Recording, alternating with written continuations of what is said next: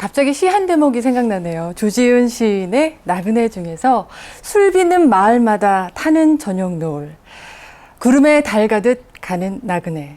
저도 그 나그네처럼 이렇게 서울을 대표하는 송졸주의 명인을 만나보자 합니다. 선생님 안녕하세요. 안녕하세요. 네, 저는 문화기획자 이안이라고 합니다. 선생님 네. 소개 부탁드릴게요. 네, 저는 서울무형문화재 서울송졸주의 기능보유자 이성자입니다. 아, 이 선생님 너무너무 뵙게 돼서 영광이고요. 제가 네네. 술을 좋아하거든요. 그래서 얼마나 많이 기다렸는지 모릅니다. 네. 선생님 송졸주에 대해서 소개 부탁드릴게요. 송졸주는 우리나라 민속주들이 대개 이제 주 재료인 맵쌀이나 찹쌀을 네. 누룩을 이용해서 담는 술인데 네. 그 중에 이제 재료가 무엇이 들어가느냐에 따라서 이제 이름이 붙여지는데 저희 경우에는 소나무의 마디와 소나무 이파리를 이용해서 그 물을 우러내가지고 그 물을 이용해서 담는 술이기 때문에 네. 소나무 송자에 마디절자를 붙여서 송졸주라고 그럽니다. 아, 선생님 이 송졸주는 과거에 어느 네. 때 이렇게 많이 이렇게 드시고 만들어지고 했을까요? 대개 이제 추석 명절이나 요때쯤이나 또 이제 구정 때 네. 이럴 때 그리고 또 집안에 잔치가 있으면 술은 빠질 수가 없잖아요. 그렇죠. 그러니까 그럴 때 이제 술을 집에서 직접 빚어가지고 항아리에서 용수 같은 걸 박아가지고 거기서 직접 술을 떠서 먹는 그런 거를 되게 집에서 했죠. 이 송졸주 그 약으로도 쓰이는 술인데 어떤 재료로 어떻게 만들어지는지 좀 궁금합니다. 네. 저희 그 재료는 지금 여기서 보시듯이 네. 소나무 마디, 송절, 송절하고 소나무 여기 한약이 좀 들어가는데 네. 그 희첨이라는 하고 당귀라는 한약을 좀 썼었어요. 네. 그런데 재래식으로 옛날부터 전해오는 술에는 송절만 넣었다는 것 때문에 이제 제가 오늘 한약재를 좀 생략을 했거든요. 네. 근데 송절을 하고 한약재하고 주로 이제 누룩을 이용해서 하는데 저 누룩이 네. 통밀을 갈아가지고 네. 그 이따가 이제 좀 보여드릴 건데 네. 통밀을 갈아가지고 그 통밀을 이제 물에다가 아주 부수죠.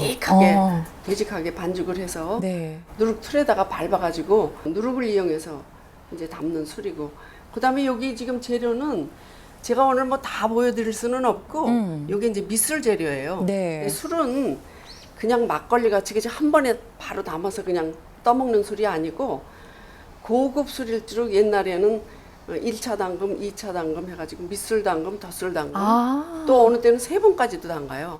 그래서 이 단양주, 이양주, 삼양주 이렇게 얘기를 하는데 이제 오늘은 여기 지금 백설기예요. 네. 가루를 빼가지고 그거를 이제 처음에 밑술 담글 때는 쓰고 그 다음에 덧술 담글 때는 왜 꼬두밥이라고 그러는 네. 밥이 있잖아요. 네. 밥이 되게 될 때 우리 꼬두밥 된다 그러는데 시루에다가 밥을 쪄가지고 맵쌀하고 찹쌀을 꼬두밥을 쪄서 일주일 후에 또 한 번 술을 담가요. 밑술하고 섞어가지고 그렇게 해서 거의 한 3주 정도 지나야 되니까 처음에 밑술 담갔을 때 일주일, 그 다음에 3주 하면 거의 한 달 정도 있어야 술을 먹을 수가 있어요.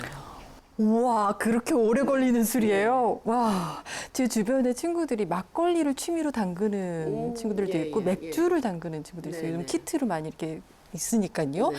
이 송졸주도 이 화면을 보고 이 소나무를 이렇게 잘라다가 네. 집에서 만들 수 있을까요? 비교적 어렵지는 않아요. 네. 근데 이제 소나무하고 소나무를 어떻게 사용하느냐 이런 것만 좀 기초적으로 잘 아시면은 그렇게 어려운 술은 아닌데 네. 이제 백설기를 찌고 또 꼬두밥을 찌고 뭐 누룩을 넣고 누룩 빚는 거 하고 그러려면 이게 집에서 쉽게 될 수 있는 일은 아니고 와서 좀 배우시면 배우시면 쉽게도 배울 수 있죠. 네, 이렇게 재료가 공유만 된다면 여러분도 집에서 이 화면을 보시고 유심히 보셨다가 이 절차대로 하면은 그 맛을 조금은 낼 수 있지 않을까 한번 예, 경험해 예. 보시면 좋겠네요. 네. 선생님 그러면 방법을 좀 자세하게 알려주세요. 자 그러면 술 담는 데 제일 기초가 되는 네. 우리 누룩 빚기부터 한번 해볼까요? 좋아요, 선생님. 누룩의 재료는 뭐냐 하면 통밀이에요. 우리가 요즘에 먹고 있는 밀가루 있잖아요. 네. 그게 이제 그 외국에서 네. 다 미국 같은 데서 이제 다 밀을 곱게 이렇게. 양밀을 다 해가지고 가루로 빻아가지고 들어오는 네. 건데 이거는 우리나라 국산 통밀이에요. 그 통밀을 깨끗이 씻어가지고 네. 방앗간에 가서 한 번이나 두 번 정도 이렇게 곱게 빤 거를 가지고 물을 아주 조금씩 섞어가면서 한참 비벼야 되는데 그냥 뭉쳐지네요. 네, 아주 거의 부스러질 정도로 무슨 밀가루 반죽하듯이 질게 하는 게 아니고 되직하게 해서 겨우 그저 뭉쳐질 정도로만 그렇게 해야 누룩이 잘 떠요. 너무 지르면 네. 이게 또 누룩 띄는 시기가 있어요.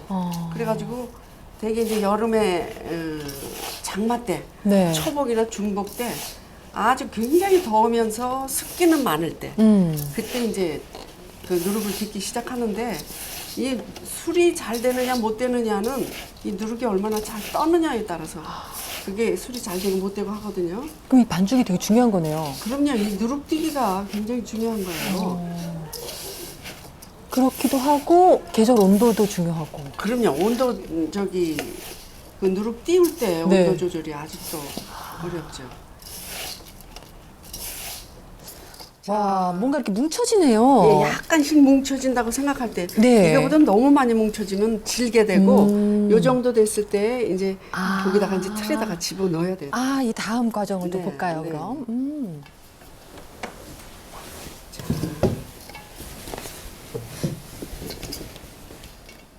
틀에다가 담아요. 네, 담아가지고 꾹꾹 눌러서 가생이를 잘 누르고 나중에 잘 오므려서 발로 이제 밟아요. 꼭 밟아야 돼요. 버선발로. 그래서 이 누룩이 너무 이제 헐렁하게 밟아지면은 속에 세균이 막 들어가고 또 너무 또 안 저기 하면 그 효모균들이 들어가기가 어려워서 이 반죽이 이 정도로 아주 떨어지지 않을 정도로만 되직하게 이렇게 반죽해가지고 꼭 채워야 돼요.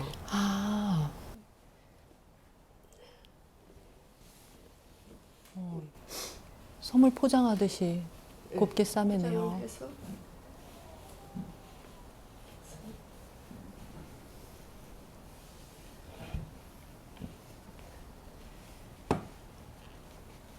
이걸 잘 오므려서 짱짱이 해줘야 돼요.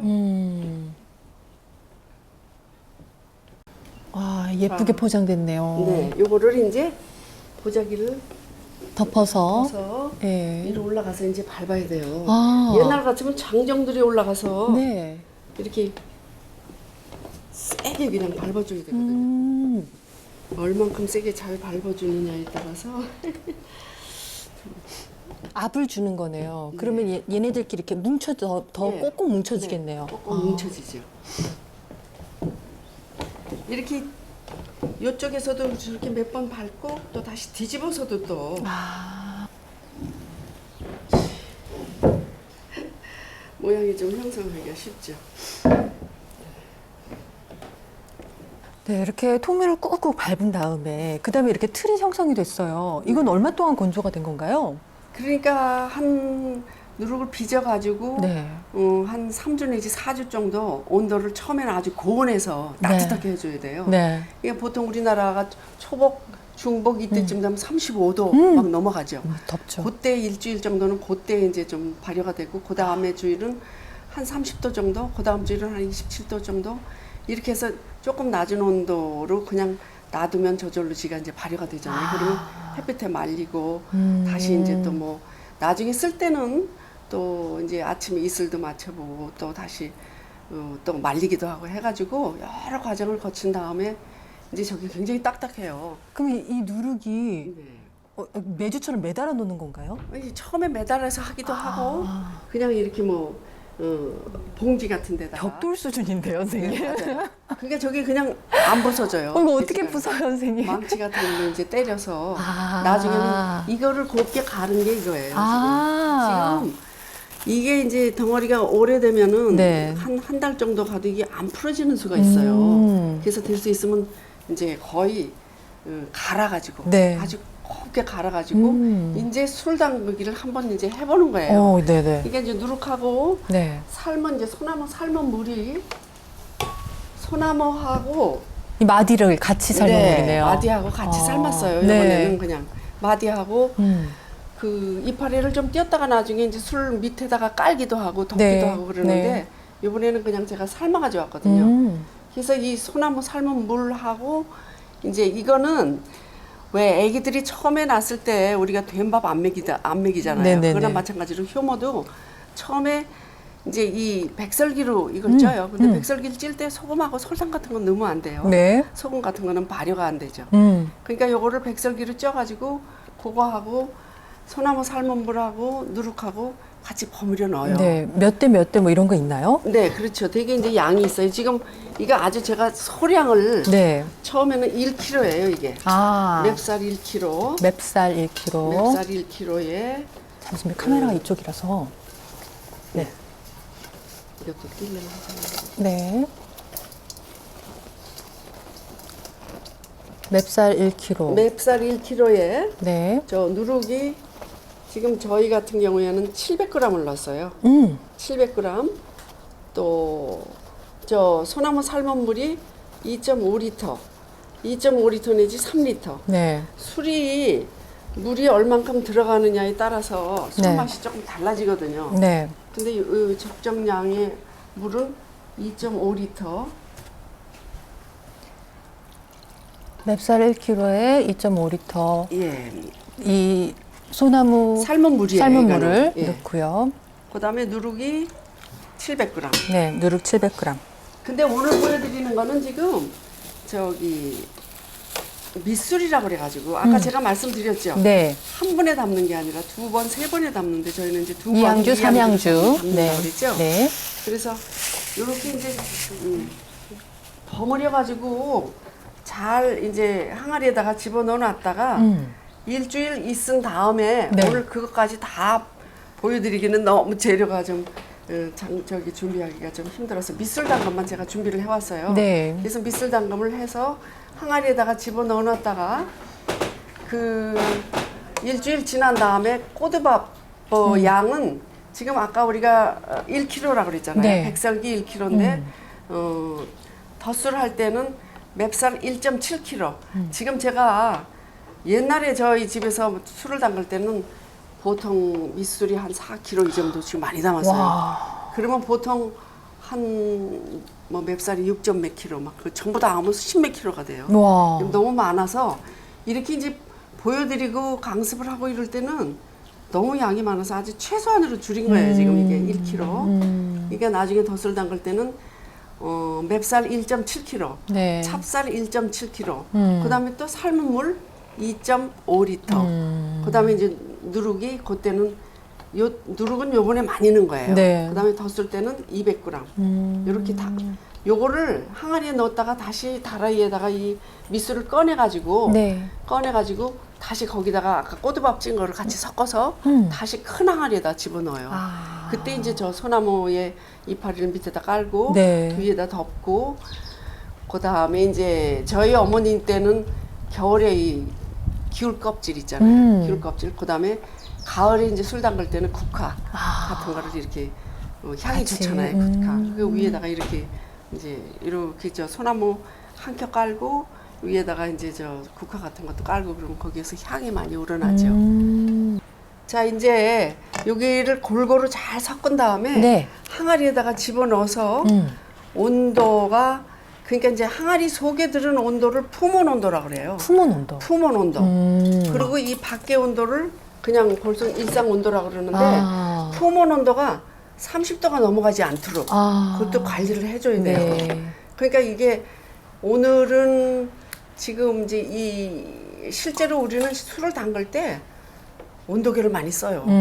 그렇게 해서 이 품온 온도가 30도가 올라가면 예를 들어서 이 속에 왜 지난번에 저 어떤 분이 뽀글뽀글 소리가 난다고 그랬잖아요. 네. 제가 이게 지금 3주 지난 거를 가지고 왔어요. 어머머머. 뽀글뽀글해. 예, 3주 지나면 여기 지금 뽀글뽀글한 거 막 네. 올라오고 있죠. 네네. 이게 이제 완전히 다 뽀글뽀글 올라온다는 얘기는 아직도 효모가 자료를 먹고 이제 배설하는 게 알코올인데 알코올이 다 안 나왔다는 얘기예요.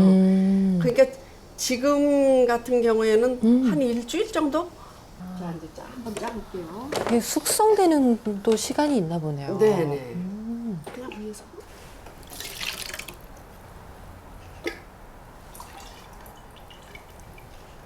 저희 송절주는 여기에 이제 소나무 마디하고 네. 당귀 같은 한약재가 조금 들어가서 솜 색깔이 까무잡잡하죠. 네. 이렇게 짜면은 네. 찌개기가 나오고 이 찌개기를 버리고 이제 이거를 페트병에다 담아가지고 이제 냉장고에 넣었다가 오래오래 이렇게 걸러서 약주로 이렇게 잡수시는 게 바로 송절주예요. 아. 선생님 아까 걸은 술을 이렇게 컵에다 좀 담아봤어요. 네. 그러면 이렇게 무거운 건 좀 가라앉고 위에 맑은 술이 이제 뜨는 네네, 거겠네요. 네. 그거를 이렇게 걷어내서 모은 게 송절주인 네, 거네요. 네, 네. 이게 여기 안에 담겨 있는 건가요? 조금 맛 좀 보시라고 담아왔어요. 선생님, 조금. 너무너무 맛보고 싶어요. 맛좀 보시라고. 이게 만드는 과정을 보다 보니까 그 맛도 너무 궁금하네요. 근데 이게 네. 그 진짜 냉장고에서 한 10번 이상은 걸렀을 거예요. 또 걸르고 해가지고 이렇게 맑은 술이 어머, 정말 예 맑은 술이 이것과 나올 이것은 때까지는, 너무너무 예. 다른데요. 아. 이게 이제 냉장고에 넣어놓으면 네. 매일 가라앉죠. 그러면 네. 그걸 또 맑은 술을 또 갈아서 이렇게 따로 옆에다가 또 따라 놓고 조금 있으면 또 밑에서 또 가라앉고 그래요. 와. 그렇게 해가지고 이게 거의 한 1년은 거의 다 될 거예요. 아까 제가 한 6개월 정도 됐을 때 술 맛이 제일 좋다고 그랬잖아요. 네네네. 근데 거의 이거 한 1년쯤 됐을 거예요. 아, 한번 술맛 보세요. 보겠습니다. 여러분을 대신해서 제가 맛을 보겠습니다. 향부터가 네. 와.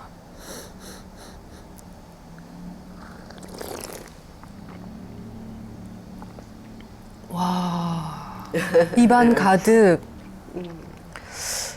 소나무를 품은 것 같기도 하지만 전 이 가지 맛이 이런 맛인가라는 생각이 들 정도로 네, 뭔가 근데 약맛도 예, 나요. 양맛도 조금 날 네. 거예요. 근데 원래 우리나라 민속주가 5맛이 있다 그러잖아요. 어디 5가지 맛이 난다 그러는데 신맛, 네, 약간 신맛 새콤한 있어요. 맛이 새콤한 맛, 있고, 달콤한 맛, 달큰한 맛 있고. 그 다음에 쓴맛은 있죠. 네, 술이니까. 네, 끝에 맛. 알코올, 네, 예, 네. 쓸맛 있고 매운 맛이 또 있다 그러더라고요. 아, 마지막에 좀 남아요. 맵쌀한 글쎄, 맛이. 그런, 네. 예, 그래가지고 여러 가지 맛이 어우러지는데 저희는 이제 송절이 들어가니까 약간 좀 떡떠름한 냄새도 좀 나고. 근데 우리나라의 이제 민속주들의 큰 결점이라면 결점이랄까가 이 바로 누룩의 냄새예요. 아, 누룩의 냄새가 지금은 요거는 이제 한 1년쯤 지났으니까 누룩 냄새가 많이 안 나는데 금방 이렇게 받쳐가지고 나오는 술들은 누룩 냄새가 많이 나요. 네. 그다음 막걸리 같은 거 금방 빚어서 먹는 술은 누룩 냄새가 많이 나죠.